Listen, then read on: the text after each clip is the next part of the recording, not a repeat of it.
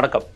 இன்றைக்கு நம்ம talk with முத்தலிஃபில் விவாதிக்க இருக்கிற விஷயங்கள், அதிமுக கூட்டணி கட்சிகள் அதிமுக டெல்லி பயணம் போகிறது, இங்கே திமுக கூட்டணி சார்பாகவும் திமுக கூட்டணி கட்சி சார்பாகவும் எல்லாருமே விமர்சனம் பண்ணுறது, டிடிவி அவர்களுடைய பேச்சு துரியோதன கூட்டணியை கவுத்தருக்கு பஞ்சபாண்டவர்கள் கூட்டணி நாங்கள் தான், தாவேக்கா சுற்றி என்னங்க நடக்குது, மும்பை பயணம் விஜய், ஈரான் இஸ்ரேல் விவகாரத்தில் பல முரண்கள் பல்வேறு விஷயங்கள் வந்திருக்கு. அதை பற்றி நம்ம இன்றைக்கி விவாதிக்க இருக்கிறோம். குறிப்பாக சொல்ல போனால் இந்த ஈரான் விஷயத்தில் ஏன் நீங்கள் தெரிஞ்சுக்கணுன்னா, நம்மளை சுற்றி இது விலைவாசியில் ஒரு படி வருது, அதை நீங்கள் புரிஞ்சுக்கணும். அதுக்காக தான் நாங்கள் கொடுக்குறோம். நேர்மையான விஷயங்களை எங்களுக்கு தெரிஞ்சு நாங்கள் கண்ணால் பார்க்குற விஷயங்களை மட்டும் தான் நாங்கள் கொடுக்கணும். அதனால் கண்டிப்பாக நீங்கள் பாருங்கள். இதுலேயும் உங்களுக்கு நிறைய விஷயங்கள் நீங்கள் கற்றுக்க முடியும். சப்ஸ்கிரைப் பண்ணாதவங்க சப்ஸ்கிரைப் பண்ணி பாருங்கள். இஸ்லாமிய சகோதரர்களுக்கும் மற்றவர்களுக்கும் ரம்ஜான் வாழ்த்துக்களோட இந்த ப்ரோக்ராம் தொடங்குகிறோம்.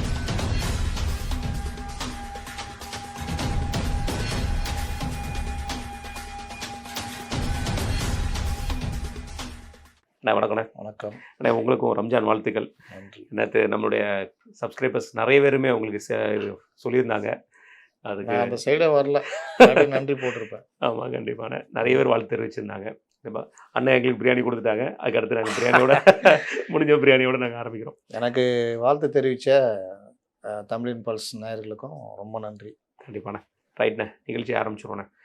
அதிமுக கூட்டணி அது என்ன சொல்கிறாங்கன்னா, இப்போ எல்லாமே டெல்லி தான் முடிவு எடுக்குது அப்படின்னு சொல்லி திமுக கூட்டணி சார்பாக வழக்கம் போல் அவங்க என்ன பிரச்சாரம் பண்ணணுமோ அந்த பிரச்சாரத்தை பண்ணிகிட்டு இருக்காங்க. இதில் குறிப்பாக சொல்ல போனால் டிடிவி அவர்களுடைய இன்றைக்கு அமித்ஷா அவர்களை சந்திச்சிருக்காங்க. அன்புமணி அவர்களுக்கும் அடுத்த அப்பாயின்மெண்ட் இருக்குது. கூட்டணியை பலப்படுத்துறதுக்காக எல்லா பக்கமும் முயற்சி எடுத்துகிட்டு இருக்கிற ஒரு பக்கம், இன்னொரு பக்கம் கூட்டணினா என்னன்னு தனித்தனியாக புலம்பிகிட்டு இருக்க ஒரு பக்கம். இங்கே பலப்படுத்துறதை பற்றி நம்ம இப்போ முதல்ல பேசுவோம். அதிமுக கூட்டணி சார்பாக என்ன நடந்துகிட்ருக்கு? அதிமுக கூட்டணி ஏற்கனவே அவர்கள் இப்படி ஆரம்பிக்கணும்னா ஏப்ரல்லையே 2 கூட்டணி வந்துட்டாங்க. அது வந்த பிறகு என்ன பண்ணாங்கன்னா, ஏன்னா இது ரொம்ப நாளைக்கு அப்புறம் சேர்ற கூட்டணி, இது எந்த பிரச்சனையும் வரக்கூடாதுன்னு சொல்லிட்டு ஆரம்பத்திலேயே ஒரு மாதிரி இதாகிட்டாங்க, நினைஞ்சு போயிட்டாங்க. அதில் அண்ணாமலை போன்றவர்களை தலைமை பதவிக்கு நயினாரை கொண்டு வந்தது. அப்புறம் நயினாருடைய பிரச்சார கூட்டம், இப்படி ஒரு எல்லா விஷயத்துலையுமே கரெக்டாக போயிட்டு இருந்தாங்க. பாஜகவை பொறுத்த வரைக்கும் அவங்க உயரம் அவங்களுக்கு தெரியும். மற்ற பத்திரிகையாளர் கலைப்பு விடுற மாதிரி 80 சீட்டு 70 சீட்டு, இன்னொரு மூத்த பத்திரிகையாளர் 80 தொகுதிகளில் பாஜக போட்டியிடும், எடப்பாடி தூக்கி போட்டு இவர் எஸ்பி வேலுமணியை முதல்வர் ஆக்கிறதுக்கு இந்த மாதிரிலாம் கூட உருட்டினாங்க. ஆனால் அவங்களுக்கு தெரியும் இந்த விஷயம் என்ன ஏதுன்னு. அப்போ இந்த விவகாரத்தில் அதிமுகவுக்கும் பாஜகவுக்கும் எந்த பிரச்சனையும் வந்ததே இல்லை. எங்கே பிரச்சனை வருது?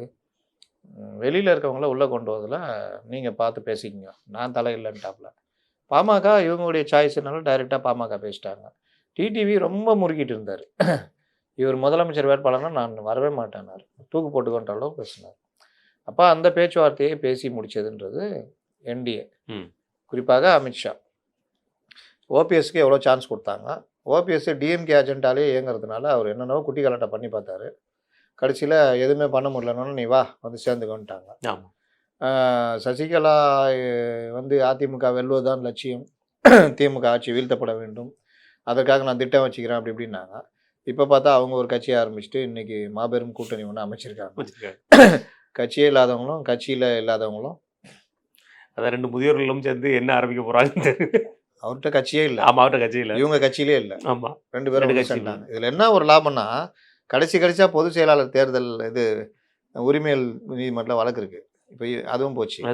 இன்னைக்கு எதிர்ப்பே இல்லாத ஒரு இதுவாக எடப்பாடி பழனிசாமி. இல்லை என்னன்னா, அந்த சசிகலா அவர்களுடைய கட்சி, அந்த கட்சியை வச்சிருந்தவர் சக்கரவர்த்திங்கிறவர்கிட்ட அந்த கட்சியை வாங்கிட்டாங்க. பேருக்காக சிக்கல், தேர்தலுக்குள்ள பேர் இல்லை, அதனால சக்கரவர்த்தி திருமகன்ட்ட வாங்கிட்டாங்க. சக்கரவர்த்தி திருமகன் கட்சியில இருந்தவங்க வெளியில சக்கரவர்த்தியோட கட்சியை வாங்கி நடத்தின்னு இருக்காங்க. அவர் பலமுறை தேர்தல் நின்றுருக்காரு. அவர் அசரவே மாட்டார். அவர் மதுரையில நான் நின்னே அவன் சொல்லி வட்டோட நிற்கிற ஒரு கேரக்டர் தான் அவர். பல டெபாசிட்ல இழந்தவர்னு வச்சுக்கோங்களேன், அந்த மாதிரியான ஆளு அதுக்கு சேர்ந்துருக்காங்க. அப்போ என்ன ஆகுதுன்னா, ஒரு கட்டத்துக்கு மேலே இறுதியாகுது. கொஞ்சம் பேர் இழுத்து பிடிச்சிட்டு இருப்பாங்க இந்த ட்ரைனிங் எடுத்தவங்க. அவங்க வெல் ட்ரைனிங்கு. கலைஞர் காலத்தில், ஜெயலலிதா காலத்துலேயே யார், கிருஷ்ணசாமி, ஜான் பாண்டியன், பிரேமலதா, இவங்கெல்லாம். அதில் இன்னொருத்தர் இருந்தார், அவர் நீங்கள் அப்படியே மழுகி போய் இன்றைக்கி புலம்பல் தான் இருக்குது. அப்போ இந்த கூட்டணி ஸ்ட்ராங் பண்ணுற வேலையை பண்ணிட்டாங்க.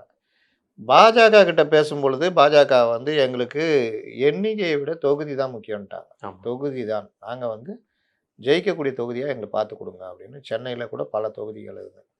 இப்போ வரைக்கும் டி நகர் தொகுதி பாஜகவுக்கா அதிமுகவுக்கான்றது பெரிய பிரச்சனை ஓடிட்டு இருக்குது. அநேகமாக அதிமுகவுக்கே வந்துரும்னு நினைக்கிறேன். அதே மாதிரி சரி. மயிலாப்பூர் பாஜகவுக்குன்ற மாதிரி போயிருந்தது. இப்போ அதிமுகவுக்கு தான் மயிலாப்பூர்ன்ற மாதிரி. ஆனாலும் பல தொகுதிகள் நல்ல தொகுதிகளாக கேட்டு அவர் வாங்குறாங்க. அப்போ நேற்று சொன்ன அந்த எண்ணிக்கை தான் ம் 29 தொகுதிகள் பாஜக அப்படின்னு. மொத்தத்தில் 35 தாமரைக்கு. தாமரை. அதில் மற்ற அவங்களோட வந்த டீமுக்கு டிடிவிக்கு அவருடைய எண்ணிக்கைக்கு ஏற்ப. அப்போ இந்த மாதிரி விஷயங்களில் அவங்கள்ட்ட பிரச்சனை இல்லை. தொகுதிகள் பிரிக்கும் போது எல்லா கட்சிக்குமே வர்ற பிரச்சனை வரும். ஆமாம். அதையும் அவர்கள் கிட்டத்தட்ட சார்ட் அவுட் பண்ணுவாங்க. மற்ற விஷயங்கள் எல்லாத்தையுமே ஆலோசனை பண்ணிட்டாங்க. இதை எல்லாவற்றையும் கண்காணிக்கிற வேலை இந்த மாதிரி விஷயங்கள்லாம் வந்து அமித்ஷா இவரெல்லாம் பார்த்துக்கிறாரு. இப்போ இவங்க வந்து கூட்டணி ஸ்ட்ராங் ஆகுது, எந்த பிரச்சனையும் எழமாட்டேங்குது அப்படின்னோடனே இந்த ஆலோசனை கூட்டத்தை கூட இவங்க எல்லோரும் ஒரு சேர ம் சிதம்பரத்துக்குலாம் இது வந்து இந்த மாதிரி அரசியல் பேசணும் அவசியமா? ஆமாம். டெல்லியில் தான் நடக்குது. நீங்கள் மிரட்டலையா? நீங்கள் இருக்கும் பொழுது கருணாநிதியை மிரட்டி 2011 வர வைக்கலையா? வைக்கலையா? மேலே ரைடு கீழே இதெல்லாம் பண்ணலையா? இல்ல கூட்டணி விட்டு வெளியே வந்தோன்னே முதல்வர் அவர் வீட்டுக்கு ரைடு போலையா? ஸ்டாலின் அவர் வீட்டுக்கு ரைடு அனுப்பினீங்க அடுத்த நாள் காலையிலேயே. ஆமாம் அவர் வாக்கிங் கூட போக விடாம. ஆமாம். அப்போ அந்த மாதிரி விஷயங்கள்லாம் இது கற்றுக் கொடுத்தது, இந்த வேலை பண்ணது காங்கிரஸ் எல்லாமே அவங்க தான். நம்பி வந்த திமுகவை காலி பண்ணுறது, நம்பி வந்த அதிமுக காலி பண்ணுறது. ஜானகி அம்மாள் 84ல் நீங்கள் ஜெயிக்கிறீங்க. 62 தொகுதி உங்கள்கிட்ட இருக்குது. ஜானகி அம்மாள் வந்து எம்ஜிஆர் மறைவுக்கு பிறகு நீங்கள் நியாயமாக ஜானகி அம்மாளுக்கு கொடுத்துருக்கணும். ஆமாம். நான் இப்போ கொடுக்க மாட்டேன்னு சொல்லி அந்த ஆட்சி எம்ஜிஆர் ஆட்சியை கவுத்தீங்க. ம் அவ்வளோ நல்லவங்க. ம். பாண்டிச்சேரியில் எம்ஜிஆரும் இவங்களும் ஃபஸ்ட் டைம் 72ல் சொல்கிறேன், 72 74 என்னமோ நினைக்கிறேன், 4 5 பாண்டிச்சேரி தேர்தலில் ராமசாமின்னு ஏடிஎம்கே வேட்பாளர். ம் எம்ஜிஆர் வந்து 12 தொகுதி, அதாவது அதிமுக 2 தொகுதி, இந்திய கம்யூனிஸ்ட் கட்சி 2 என்னமோ 2 4 2 ஜெயிச்சாங்க. 15 தொகுதி ஜெயிச்சிட்டாங்க அதிமுக. ம் 15 ஜெயிச்சாலும் சபாநாயகர் ஒன்று போயிடுச்சுன்னா 14 தான் வரும். 16 வேணும். அப்போ இந்திரா காங்கிரஸ் 4 5 இருக்குது. இவங்க கேட்குறாங்க, எம்ஜிஆர் ஆதரவு கேட்குறாரு. நான் தர்றேன், ராஜ்யசபா மெம்பர் தமிழ்நாட்டில் ஒரு தொழிலதிபர் கொடுக்கணும்னு, அசோக் லேலாண்டு உரிமையாளரை யாரோ கொடுக்கணுன்றாங்க. எம்ஜிஆர் ஒத்துக்கிட்டு அப்போ எம்ஜிஆர்கிட்ட 14 எம்எல்ஏ 15 எம்எல்ஏ இருக்காங்க. ஓகேன்னு கொடுக்குறாரு, ஜெயிச்சிடுறாங்க. ஜெயிச்சனும் காலை வரட்டாங்க. இங்கே எல்லாம் சொல்லி நம்பிக்கை வாக்கெடுப்பு வரையும் வந்துட்டு காலை வரட்டாங்க. நம்பிக்கை வாக்கெடுப்பில் வந்து 14 நாள் என்னமோ இருந்துட்டு அந்த ஆட்சி கவுந்து போகுது. இல்லாட்டி முதல் அதிமுக ஆட்சி அங்கே அமைஞ்சிருக்கும். அமைஞ்சிடுச்சு. நம்பிக்கை வாக்கெடுப்பு தோடிச்சு. இந்த மாதிரி காலை வர்ற வேலைலாம் காங்கிரஸுக்கு கைவந்த கலை. ஆட்சி கலைக்கிறது இதெல்லாம் இப்போ கூட பார்க்கலாமாண்ணே, ஒரு கட்சியவே காலவாரி விட்டு அந்த கட்சிக்கு நடக்கவா தவளவா தெரியாம உட்காந்துட்டு இருக்க தமிழ்நாட்டில். இன்னைக்கு வந்துட்டு யோகியர் மாதிரி டெல்லியில நடத்துறாங்க, அடிமைப்படுத்துறாங்கன்னா நீங்கள் என்னென்ன பண்ணீங்கன்னு தெரியாதா? காமராஜர் என்ன பாடுபடுத்துனீங்கன்னு தெரியாதா? கடைசி வரைக்கும் சிவாஜி கணேசன் பதவி கொடுத்தீங்களா? உங்களுக்காகவே உழைச்சார் அவர். அதனால் இவர்கள் பேசுறதெல்லாம் இன்னைக்கு ஏடிஎம்கே பற்றி வைத்தறிச்சல். என்னன்னா அந்த இவர் இருக்கார அண்டா என்று தன்னை அழைத்துக் கொள்கிற செந்தில், அவர் சொல்கிறார், ஒருவேளை அதிமுக கூட்டணி கொஞ்சம் மெஜாரிட்டி கிடைக்கலன்னா பாஜக, அவர் எல்லாமே அவங்க பாஜக தானே, அவங்க வந்து பம்மல் சம்பந்தம் அந்த மாதிரி அதிமுகன்னு சொல்லவே மாட்டாங்க. அந்த இது பாஜக வந்து தாவேகாவோட கூட்டணி வச்சுக்கலாம் அப்படின்னு ரகசியமாக பேசியிருக்காங்களாம். அப்போ ஒத்துக்கிறியா? அப்போ தாவேகா ஜெயிச்சுன்னு திமுக ஜெயிக்காது. அதான் திமுக ஜெயிக்கல, கூட்ட கேசுன்னு தெரியுதா? தெரியுது, அவ்வளோதான். தெரிஞ்சனால பேச, அவ்வளோதான்.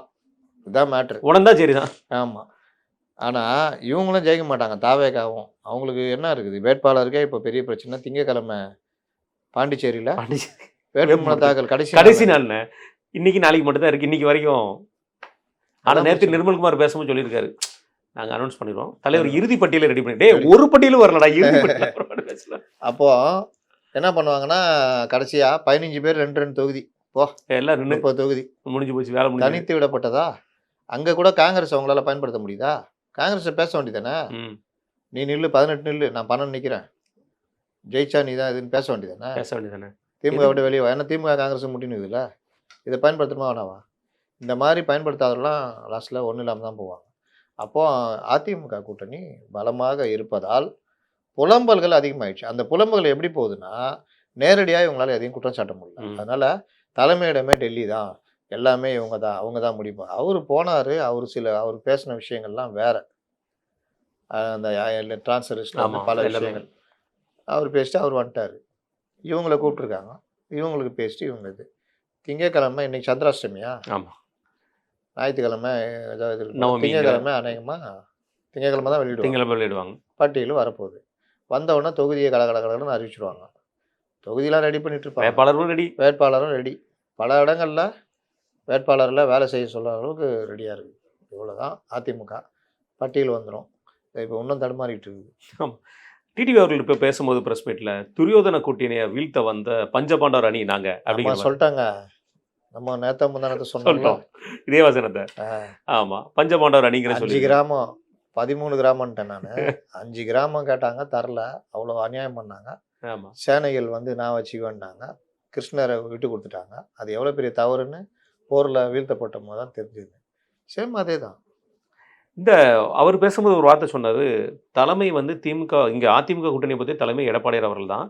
இங்க நாங்க வந்திருக்கிறது பிரச்சார வியூகங்கள் சம்பந்தப்பட்ட விஷயங்களை பத்தி பேச வந்திருக்கோம், திமுக வீழ்த்தக்கூடிய விஷயங்களை பத்தி பேச வந்திருக்கோம்னு சொல்லியிருக்காரு. இதுல ஏதோ ஒரு விஷயத்த வந்து அவர் மறுக்கிற மாதிரி தெரியுது. என்ன பிரச்சார வியூகத்தை பத்தி பேசுறது, அமித்ஷா அவர்கள்ட்ட பேசுறது, ஏன் எடப்பாடியார் அவர்கள்ட்ட பேசலன்னு ஒரு கேள்வி நம்மளுக்கு எழுப்ப மாட்டாங்களா? அப்படிலாம் இல்லை. தமிழ்நாட்டை பீகாரை எப்படி ஒரு இதுவாக வழி நடத்தி கொண்டு போனாங்களோ அது மாதிரி இந்த விஷயத்துலாம் போனோம். அதான் என்னோட அடுத்த கேள்வி. இந்த பீகாரை வலியுறுத்தி காமிச்சார் அவர் சொன்னாரா? அதுதான் பீகாரில் எப்படி சிந்தாமல் சிதறாமல் பண்ணுச்சோ அந்த மாதிரி அந்த வியூகங்கள் ப்ளஸ்ஸு அதிகாரிகளுடைய இது தமிழ்நாட்டில் என்ன பண்ணணுன்ற அந்த பிரச்சாரத்துக்கு மற்ற விஷயங்கள், தேர்தல் இது இவங்களுடைய குறை இருக்கும்ல. பட்டி ரெடி பண்ணி வச்சுக்கிறாங்க, கண்டுக்க மாட்டேங்கிறாங்க அதிகாரினா.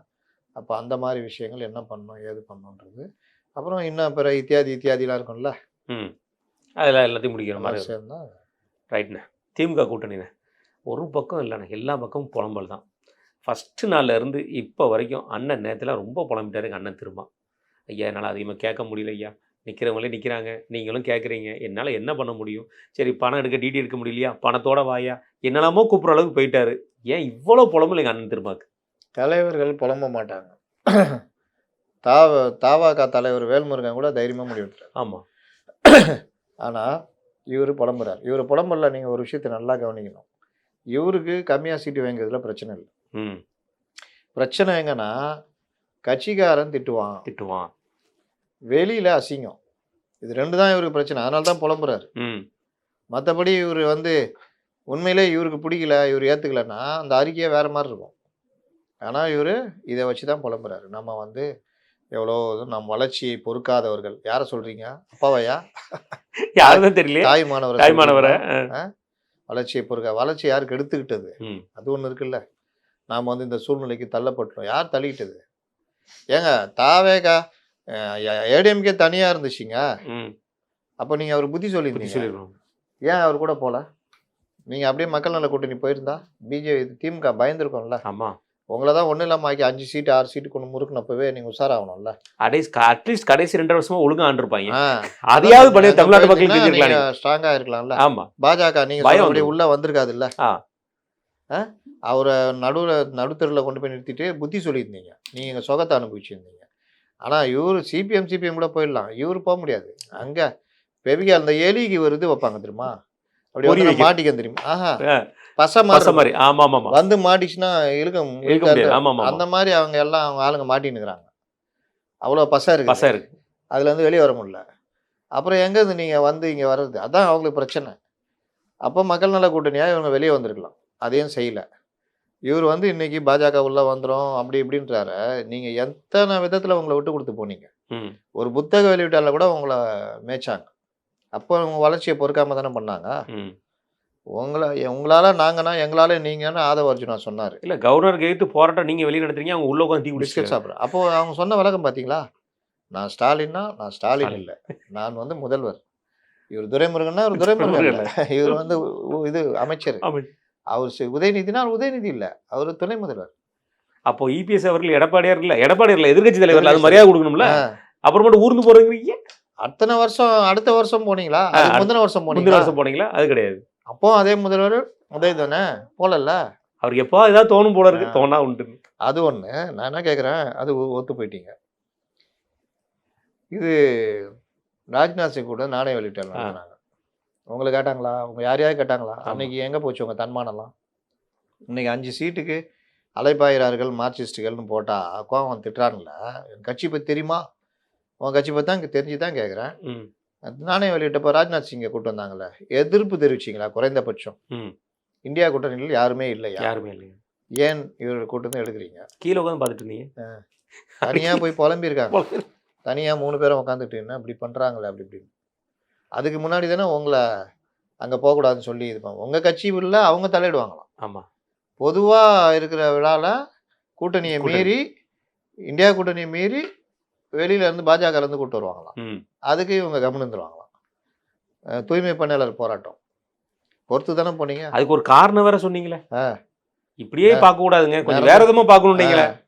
நிரந்தரப்படுத்திட்டா அவன் அப்படியே அப்படியே போயிடுவான். இருந்துருவாங்கன்னாரு வேங்கை வயல். இல்லாத சங்கத்தை சங்கமே கொடுக்கல, போய் நன்றி சொன்னாங்க. நன்றி எல்லாரும். சொன்னது. கேட்டால் திரும்ப தான் கூப்பிட்டு போனார் நன்றி சொல்லன்னு. அப்போ இது என்னன்னா, வருஷம் பூரா உங்களை வச்சு அவங்க ஆட்சிக்கு வந்தாங்க. நீங்களாம் இல்லைன்னா அவங்க ஆட்சியே கிடையாது. கிடையாது.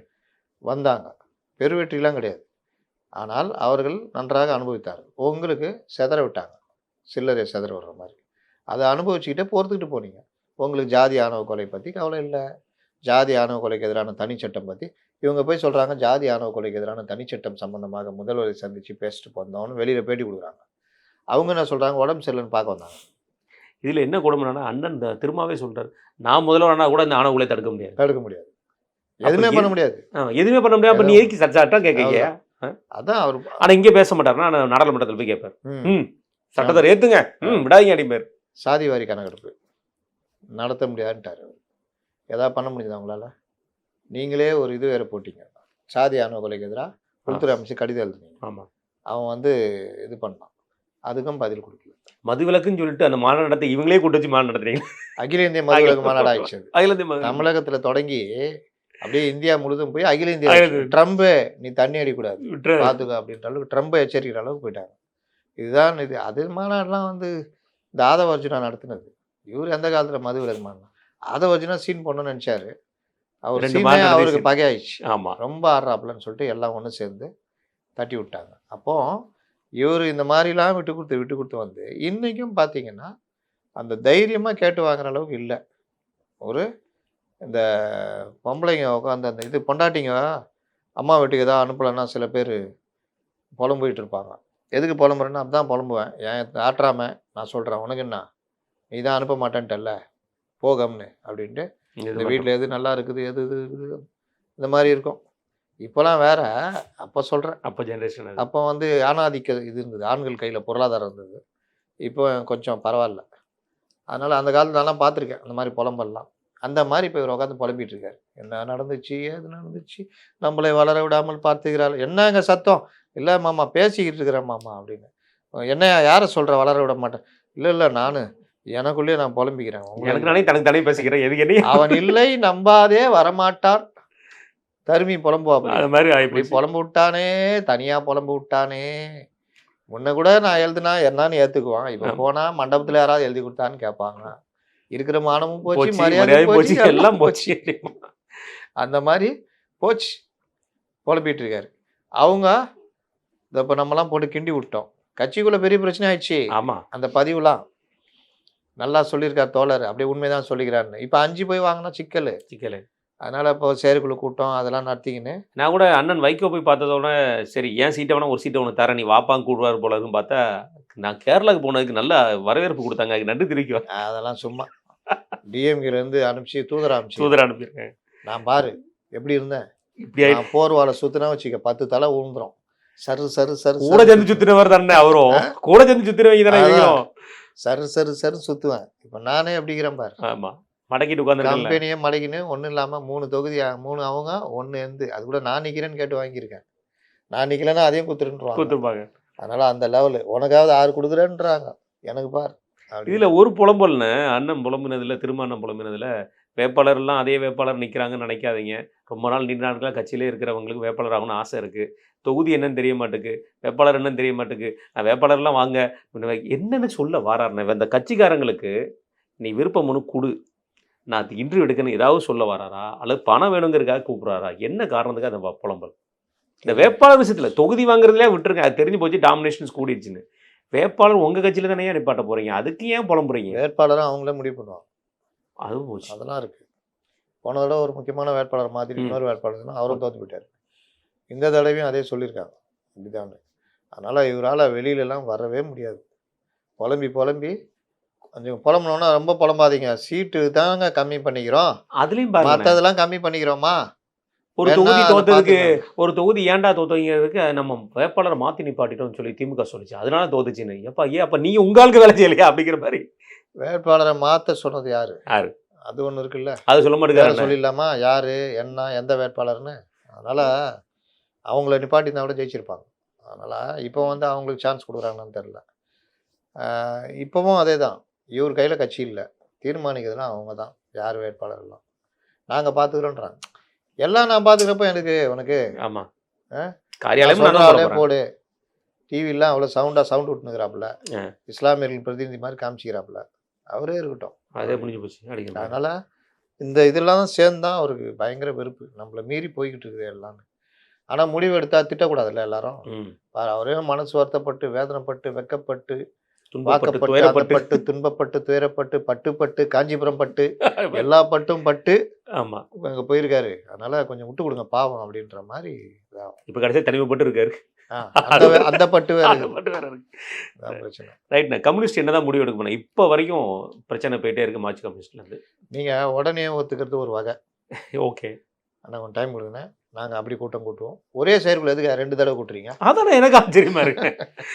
நேற்று ஒரு கூட்டுவாங்களா, இன்னைக்கு ஒரு தெரியுதா? சரி, இப்போ எம்ஏ பேபியே வந்துட்டார். என்ன விஷயம்னா, கே பாலகிருஷ்ணன் இவங்கெல்லாம் நான் சொன்னால் கேட்க மாட்டேங்கிறார் அந்த சண்முகம், நீங்கள் வந்து சொல்லுங்க. அதனால் எம்ஏ பேபியே வந்துட்டார். இப்போ எம்ஏ பேபி சொல்ல வைப்பாங்க. ஆ. அதனால் எம்ஏ பேபியே வந்துட்டார் அப்படின்னா எம்ஏ பேபி எங்கேயாவது தடுமாறிட போகிறான்ட்டு, ஏப்பா போர்வால் சார்வால்கிட்ட போய் பேசுங்க. அப்படின்னு அதுதான். போர்வால் சார்வால்கிட்ட பேசினா தான் எதாவது நடக்கும். அதனால் பேசி எப்பா எதுவும் வரலாமா பண்ணல இருக்காப்பா? இரு அப்படின்ட்டு மற்றெல்லாம் பேசிக்குவோம், பண்ணிக்கலாம். வந்துரு. பாரு கேபியை பாரு எப்படிங்கிறாரு, பார்த்து அப்படி அவரை பார்த்து சரியில்லைன்னா கனகராஜை பாரு எப்படிங்கிறாரு, பார்த்து தெரிஞ்சுக்கோ. இல்லை இன்னும் தெரிஞ்சுக்கணும்னா அருணனை பாரு, எப்படி இருந்தவர் எப்படி இருக்காரு, மதுக்கூர் ராமலிங்கத்தை பாரு, ஆமா. எல்லாம் எப்படி இருக்காங்க, சந்தோஷமா இருங்க. அதை விட்டு போட்டு நீ உட்காந்துட்டு மானம் போச்சு மரியாதை போச்சு மாநில மாநாட்டில் கேட்பாங்க, தோழர்கள் பண்ணுவாங்க. தோழர்களே பாதி பேர் இதுவாக தான் இருக்காங்க, கவலைப்படாத. போயிடுச்சு 5 சீட்டு வாங்கிக்குவோம், சிதம்பரத்தை மறந்துடாது. அப்படிங்கிற மாதிரி பாரு. சிதம்பரம்னா அந்த சிதம்பரம் இல்லை, சிதம்பரம் தொகுதி. தொகுதி. ரைட்ண்ணே, இதுல வந்து அண்ணன் வேல்முருகன் கோவப்பட்டு நான் வேண்டாப்பா அண்ணன் உடச்சிட்டு போறேன்னு சொல்லிட்டு வெளியே கிளம்பிட்டாரு. ஆமா, வெளியே கிளம்பிட்டாரு. ஆனா அன்னைக்கு அவருக்கும் அன்னைக்கு கோரிக்கை விட்டுக்கிறாங்க. ஆமா, யாரு? திரும்ப மாம்பாடை திண்டாட்டம். இவர் வந்து அவருக்கு வாழ்க்கை நல்லா இருக்குன்னு சொல்லியிருக்காரு. ஏம்பாட்டு உன்னை பழுது பார்க்கணும் எனக்குள்ள அழுது தீர்க்கணும், அந்த மாதிரி போகுது. அவர் நிப்பாட்டுன்னு கிளம்பிட்டாரு. ரைட்டு. இப்போ தாவேக்கான நேற்று விஜய் அவர்கள் மும்பை பயணம் புதுச்சேரியில முடிய போகுது திங்கட்கிழமையோட. வேட்பாளரை இது வரைக்கும் இல்லை, இப்போ வரைக்கும் அனௌன்ஸ் பண்ணல. நிர்மல்குமார் நேற்று அநேகமாக எங்கள் வேட்பாளர் தான் ரங்கசாமி வேட்பாளர், முடிஞ்சு போச்சு. எங்கள் வேட்பாளர் தான் பாஜக வேட்பாளர், ஓ முடிஞ்சது. இல்லாட்டி புஷி ஒரு ஐடியா சொல்லிக்கிறாரு, அண்ணா நான் ஒன்று சொன்னா அடிக்க மாட்டீங்களே அப்படி, அடிக்கலாம் மாட்டேன் சொல்லு, 15 பேர் மட்டும் ரெடி பண்ணுவேண்ணே, ரெடி பண்ணிட்டு 2 தொகுதியில் நிற்க வச்சிருவேன், வேலை முடிஞ்சு வேலை முடிஞ்சிச்சுண்ணே. ரைட்ண்ணே, விஜயோட மும்பை பயணம் எதை நோக்கி போயிட்டு இருக்குண்ணே? ஃபினான்சியரெல்லாம் பார்த்ததா பல செய்திகள் உலா வந்துட்டு இருக்கு. வெளியில் பார்க்கறதுக்கு அட்லி வீட்டு இதுவான், எவனாவது இவ்வளோ பெரிய இதில் அட்லி வீட்டு இதுக்கு போவானா? இவர் போனாலும் போவார், இவர் சொல்ல முடியாது. ஏன்னா அவ்வளோ பிரச்சனை, கொழுந்து விட்டு எறியும் போது ஒரே ட்ரெஸ்ஸில் சோடி போட்டு வந்தவர் தானே. ஆமாம், அதனால் போனார்ன்றாங்க. ஆனால் நிதிக்காக 2 பிரபல பட தயாரிப்பாளர் மாதிரிலாம் பார்த்து இப்போ தான் தெரியுதா அவங்களுக்கு, தேர்தல்னா பணம் வேறு தேவை அப்படின்னு. ஓ, இவர் மெர்சல் என்ன படம், சர்க்கார் படம் நினச்சிட்டார். எதுவுமே தேவையில்லை, நம்ம ஆளுக்கு ஜெயிச்சிருவாங்க. என் வேட்பாளர், ஓ உங்கள் வேட்பாளர், ரைட்டு, உடனே ஓட்டு போட்டுருவோம், வேணாம் விட்டமின் சியே வேணாம் அப்படின்ற மாதிரி. அதனால் இன்னைக்கு பார்த்தீங்களா, ஒரு பள்ளிவாசலில் போய் ஒரு 1000 பாட்டில் டிவிக்கேன்னு ஒட்டி கொடுக்குறாங்க. நான் சொன்ன ஞாபகம் இருக்கா, இவங்களுக்கு இது சத்ரு வெளியில இல்ல, இவங்களே தான் இருக்காங்க. எல்லாம் முடிச்சு கணக்கு கொடுத்தப்போ அந்த இடத்துல இந்த இடத்துல மொத்தத்தில் பார்த்தோன்னா ஒரு 20 லட்ச ரூபா எக்ஸ்ட்ரா செலவாகுதுலேயே என் மறைச்சேன். நான் எங்கே சார் மறைச்சேன், நான் கரெக்டாக கொடுத்துக்கிறேன் சார், என்னுடைய இது கரெக்டாக, உன்னோட இது கரெக்டு, அங்கே ஒரு 1000 பாட்டில் கொடுத்துக்கிறான், ஒரு 10,000 பேருக்கு பிரியாணி போட்டுக்கிறான், அவன் ஒரு 10,000 போஸ்ட் அடிச்சு ஒட்டிக்கிறான், இவன் அந்த இடத்துல ஃப்ளக்ஸ் வச்சுருந்துருக்கான், இவன் ஒருத்தன் 2 வண்டி கட்டிக்கிட்டு பிரச்சாரம் பிரச்சாரம் பண்ணியிருக்கான். பண்ணிருக்கா? இதெல்லாம் கணக்கு போட்டால் அது ஒரு 15 லட்சம் வருது. நீ வந்து 40 லட்சம் 39,39,000 ரூபா நீ இது மாதிரி கணக்கு காமிக்கிற. அமைச்சிருக்க. ரொம்ப யோகினா காமிக்கிற. இந்த 20 லட்சத்துக்கு நான் பதில் சொல்றேன் சொல்லு அப்படி. இப்படிதான் பல இடங்கள்ல பூஸ்ட்ல boost is the secret of my அது ஐஆர்எஸ். வேற யாரா கூட சேர்ந்து போயிடலாம். ஐஆர்எஸ் இருந்தா ஐஆர்எஸ் நீங்களும் ஸ்லிப் ஆவீங்க. ஐஆர்எஸ் வேலை மட்டும் தான் தெரியும். ஒருவேளை கூட இருக்கிற ஆளே போட்டுட்டு போப்லையோ. ஆமா, அது பண்ணிட்டு இதை போட்டு கொடுத்துருவோம். இவங்க தான் கோஷ்டி, பயங்கர கோஷ்டியா இருக்க.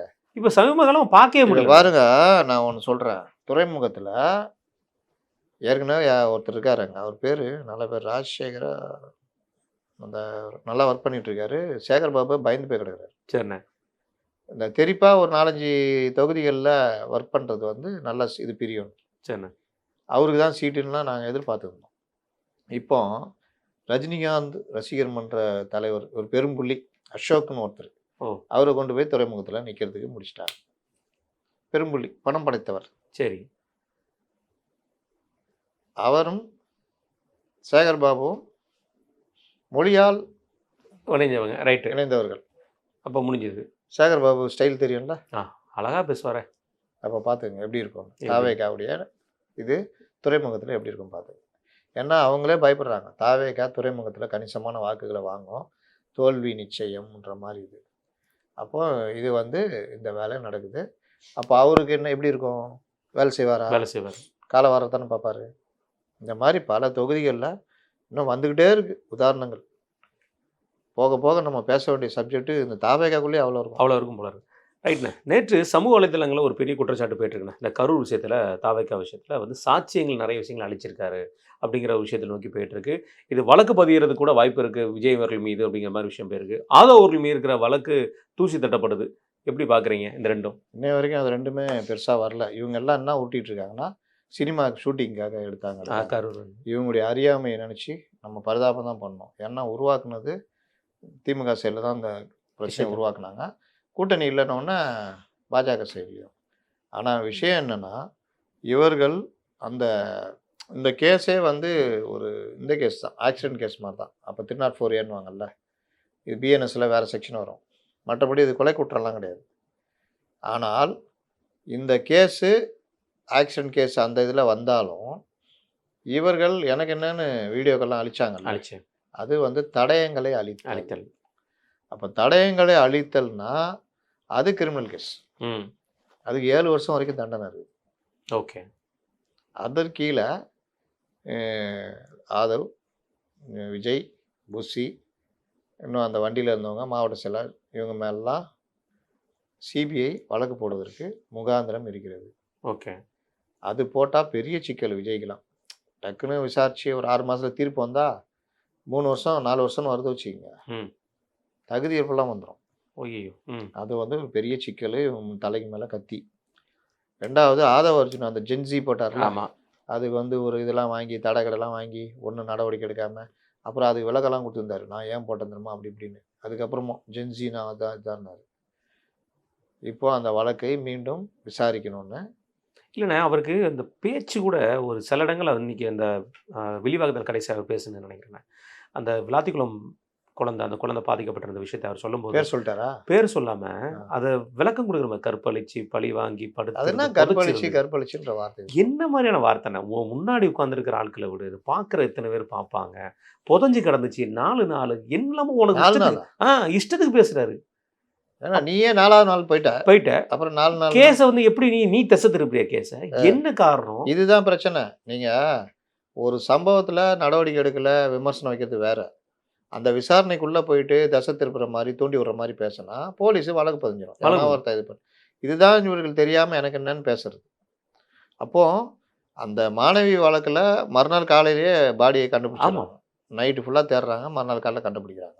அதில் போஸ்ட்மார்ட்டம் ரிப்போர்ட் வர்ற வரைக்கும் எதையும் யாரும் சொல்ல முடியாது. போஸ்ட்மார்ட்டம் ரிப்போர்ட் வந்தோடனே அது போராட்டம் அதிகம் அடிக்குது, குற்றவாளி கைது பண்ணுன்றாங்க. இது இப்படியே போகுது.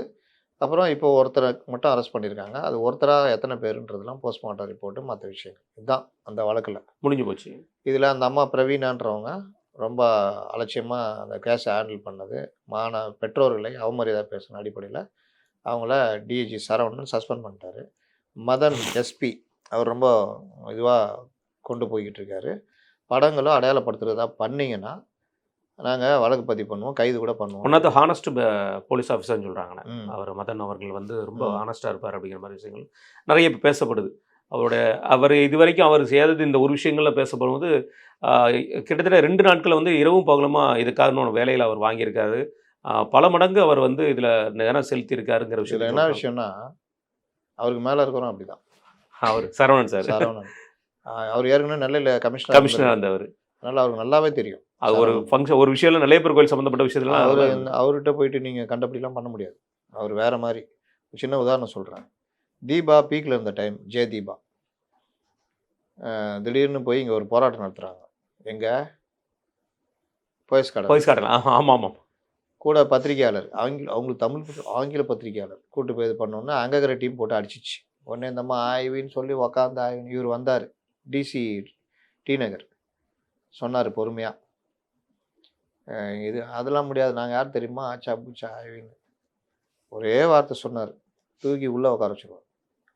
நீ வந்து போராட்டம் நடத்துறது தனியாக இருக்குது, உங்கள் அத்தை கித்தெல்லாம் அப்புறம் கதை, இது தனியாக இருக்குது, இப்போதைக்கு இதில் இருக்குது, ட்ரெஸ்பாஸ் கேஸில் போய் உள்ளே போட்டு வந்தார். அப்புறம் கொஞ்ச நேரம் ஆளே காணும். அந்த மாதிரி அவர் வந்து இல்லை ரொம்ப மரியாதை நிமித்தமான ஆள் சார். அது வந்து ஆள் அவரை மாதிரி ஒரு ஆளுக்கு நம்ம பார்க்கவே முடியாது. அதே மாதிரி முன்னாடி இவர் இருந்தார் அரவிந்தன் டி நகர். அரவிந்தன் அவரும் அந்த மாதிரி தான். இவங்க சசிகலாவுக்கு எஸ்கார்டு போக சொன்னாங்க. எந்த பொறுப்பில் இருக்கிறாங்க, நான் எஸ்கார்டு போகணும் சொல்லுங்கன்னாரு. அப்போ ஜேசி மனோகரன் இருந்தார். அவங்க எந்த பொறுப்பில் இருக்காங்கன்னு சொல்லி நான் எஸ்கார்டு போகிறேன்னாரு. ஷோ இறந்து போனார் அதுக்கு போகிறதுக்கு. அவரால் எப்படி பதில் சொல்ல முடியும்? அந்த மாதிரி ஆஃபீஸர்ஸ் இருக்காங்க. டவுட்டாக இருப்பாங்க சில பேர் கொஞ்சம் உடஞ்சி. செந்தில்குமார்னு மேற்கு மண்டலத்தில் இருக்காருல்ல, ஆமாம், அவரும் அந்த மாதிரி ரொம்ப நேர்மையான ஆஃபீஸர். கண்டிப்பாக. ரைட். ஈரான் விஷயத்தில் ஈரான் அமெரிக்கா இஸ்ரேல் இந்த 3 பேர் சேர்ந்து நடத்துகிற போராட்டத்தில் நமக்கு படுற வேதனை எங்கே கொண்டு போய் இது முடிய போகுதுங்கிறது தெரியல. இன்றைக்கி வந்து ஒரு மிகப்பெரிய ஒரு அதிர்ச்சி. நேற்றுமே நடந்த ஒரு விஷயம், F-35 அவன் சோதித்தது. நேற்று எல்லா இடத்துலையுமே மிசைல்ஸ் வச்சு அடிச்சிருக்காங்க. நேராக அந்த அவங்களோட ஏவுகணைகளை ஃபுல்லாகவே வந்து யூஸ் பண்ணியிருக்காங்க ஈரான்கிட்ட என்ன ஒரு கோவம்னா, நேற்று அவங்களுடைய பாரசீக ஆண்டு விழா, அந்த பாரசீக டேஸ்னு சொல்லி கொண்டாடுறது, அன்னைக்கு இஸ்ரேல் அவங்கள அடிச்சிருக்காங்க. இந்த மாதிரி ஒரு அடிக்கு போயிட்டு இருக்கிறது. இன்றைக்கி லாய்டு இன்சூரன்ஸ் கம்பெனி அவங்க தான் வந்து இன்சூரன்ஸில் வந்து ப்ரீமியம் ஃபிக்ஸ் பண்ணுறதுல, இந்த டிரான்ஸ்போர்ட், இந்த கார்கோ, இந்த இதெல்லாம் ஷிப் பண்ணக்கூடியதில் அவங்க மெயினான ஒரு கம்பெனி. அவங்க தான் மதர் கம்பெனின்னு சொல்கிற அளவுக்கு உள்ள கம்பெனி. அவங்க இன்றைக்கி ஒரு விஷயத்தை மாற்றி அமைச்சிருக்காங்க. எப்படி பார்க்குறீங்க? அதாவது இன்சூரன்ஸு, இந்த வார்ஷிப் தாக்கப்படுறது, கிட்டத்தட்ட 3 கப்பல் அடிச்சிட்டாங்கல்ல. 3 கப்பல் அடிச்சிட்டாங்க. இன்னும் ஆயிரக்கணக்கான கப்பல் அங்கே நிற்கிது, மாட்டிக்கிட்டு நிற்கிது. அவங்க வெளியில் வரனாலும் இது பண்ணாலும் அதில் இருக்க சரக்குகள் ஏற்கனவே ஏதாவது டேமேஜ் ஆகிருந்தால் அதுக்கான இது ஏற்கனவே போட்ட இன்சூரன்ஸ் இப்போ அதெல்லாம் விட 30 மடங்கு ப்ரீமியத்தை உயர்த்தி இருக்கிறாங்க. அப்போனா என்ன, ஏற்கனவே அவன் நஷ்டத்தில் இருப்பான் அந்த கப்பல் கம்பெனி, மாட்டிக்கிட்டு பெரிய சிக்கல். இப்போ ப்ரீமியத்தை ஏற்றுனா அவன் அதை யார் தலையில் வைப்பான்? பொதுமக்கள் தலையில் தான். அந்த பொருள் ₹1 விற்ற பொருள் ₹30 விற்கும். அப்போ அதோடைய வேல்யூ வந்து எங்கேயோ கூட்டிடுவாங்க. அதுக்கப்புறம் 30ன்றது நேரடியாக 30 இருக்கும், மறைமுகமாக 50 வரைக்கும் போயிடும். ஆமாம், கடுமையான விலைவாசி உயர்வு வரதுக்கான வாய்ப்பு. இந்த ட்ரம்ப்பு இப்போ வரைக்கும் முன்னுக்கு பின் முரணா பேசிக்கிட்டே இருக்குது. எதுவுமே முடியலன்ட்டு நேட்டோவை கேட்டாப்புல. நேட்டோ நீ ஆரம்பிச்சு நீயே பார்த்துக்கியான்ட்டு அவங்க உடனே கோழைகள்னு சொல்லிட்டு இப்போ கிட்டத்தட்ட 50,000 பேர் அனுப்பிச்சிருக்கான்னு தகவல் சொல்கிறாங்க. அது இன்னும் இது பண்ண நம்ம நம்ப முடியாது. இன்னும் கன்ஃபார்ம் இல்லை. எனக்கு தெரிஞ்சு 5,000 பேர் அந்த கருக்கு தாக்குனா பேரும் அனுப்பிச்சு விட்ருக்காங்க. ஏன்னா அந்த இது ஷிப்பு போக முடியலன்னு சொல்லிட்டு ஒரு 5,000. நீங்கள் கார்டியன்லேயும் அதான் போட்டிருக்காங்க, வால் ஸ்ட்ரீட்லேயுமே அதான் மென்ஷன் பண்ணியிருக்காங்க. 50,000 பேர் இந்த மெயின் ஸ்ட்ரீம் மீடியாவில் நல்லா ஊட்டிகிட்டு இருக்கிறாங்க. இன்னொன்று நேற்று ஒரு 2,000 பேர் என்னமோ அனுப்பிச்சிருக்காங்க போல். இது வந்து சும்மா அந்த ஷோ காட்டுறதுன்னுவாங்க. ஏன்னா நிலப்பகுதியில் தரைப்பகுதியில் ஈரானுக்குள்ளே எங்கேயுமே உங்களால் நுழையவே முடியாது. அதே மாதிரி வான்பரப்பில் போனாலும் அடிச்சிடறான். F-35 அடித்தது உலகமே நீ ஆடி போய் கிடக்குது, உலகமே. ஏன்னா F-35 கண்ணுக்கே படாது, ரேடாருக்கே சவால் விடுறது 5th ஜென்ரேஷன் ஃப்ளைட்டு. ஆமாம், நம்மலாம் தேர்ட் இருக்கணும், தேர்ட் தான் இருக்கும். அப்போ 5th ஜென்ரேஷன்றது ஸ்டீல்த்து ஃப்ளைட்டுன்னுவாங்க. அது வந்து அதை ஒன்றுமே பண்ண முடியாது. வந்தால் அவன் நினச்ச குண்டை போட்டு போவான். அந்த அளவுக்கு இது. அவனை அடிச்சிருக்கான் பாருங்க. அப்போ ஈரான் ஒன்றும் இல்லைன்னா அவன்கிட்ட என்ன இருக்கு? அவரோட ட்ரோமும் அந்த அளவுக்கு இருக்குன்னா, ஆ, இஸ்ரேல் ட்ரோமை பத்தி பேசிட்டு இருக்கீங்க. இப்ப ஈரான்ல இந்த மாதிரி ட்ரோம் இருக்குன்னா, ஆ. எதை தான் ஏன் அந்த 95% நீங்க அழிச்ச அந்த 95% எதை தான் அதை சொல்லுங்க. திமுக கொடுத்த வாக்குறுதி மாதிரி தான். அதுதான் இருக்கு. 95% நிறைவேற்றிட்டோம்னாங்கல்ல. அதே மாதிரி தான் இதுலயும் இருக்க வாய்ப்பு. அதனால அடிச்ச உடனே நல்லா புகையை கக்கின்னு அது வேற லெவல்ல இது. போயிட்டு நேராக போய் நல்ல வேலை பக்கத்தில் அவன் பேஸ் எங்கேயோ இருந்துருக்கு போய் இறங்கிட்டான். ஆமா. இறங்கினாலும் இனி அவ்வளோதான். அது எவ்வளோ $1 பில்லியன் முடிஞ்சது கதை. இந்த மாதிரி இந்த பெருமை பேச முடியும். இனி F-35 எப்படியாவது கிராஸ் பண்ணுமா? முடியவே முடியாது. ரொம்ப அசால்ட்டாக தான் கிராஸ் பண்ணிக்கிறாங்க. ஆமா. அடிச்சிட்டானுங்க. F-35 அடினா போ நீ என்ன ஆவ? அடி வாங்கின கைப்புள்ளைக்கே இவ்வளோ இதுன்னா அப்போ அடித்த கைப்புள்ளைக்கே எப்படின்னா அப்போ அடி வாங்கினவங்க எப்படி இருக்கணுவாங்களா அந்த மாதிரி. அது ஒன்று. இன்சூரன்ஸ் இது ஒன்று. இப்போ மற்ற நாடுகள் ஒதுங்கிட்டாங்க. மோடி நேற்று அந்த வளைகுடா நாடுடைய பிரதமர்கள் அதிபர்களோட பேச்சுவார்த்தை நடத்திட்டு இருக்காரு. இப்போ அநேகமாக சீரியஸாக சீக்கிரமாக இந்த முடிவு கொண்டு வரதுக்கான பேச்சுவார்த்தைகள் போகும்னு நினைக்கிறேன். இல்லை நம்மளுடைய வார்ஷிப்புமே அவங்க போயிட்டாங்க, பக்கத்தில் போயிடுச்சு. அநேகமாக நேற்று வர வேண்டிய அந்த ஷிப்புகள் இன்னைக்கு வந்து அது எடுக்க வாய்ப்புகள் இருக்குங்கிற மாதிரி சொல்லிட்டு இருக்காங்க. 2 வார்ஷிப்பும் போயிருக்கு. நம்ம சார்பாக வார்ஷிப்பும் இருக்குனாங்க. பார்ப்போம் எப்படி நடந்துட்டு இருந்துடல. இதுக்கு நன்றி. நான் உங்கள் நேரத்தையும்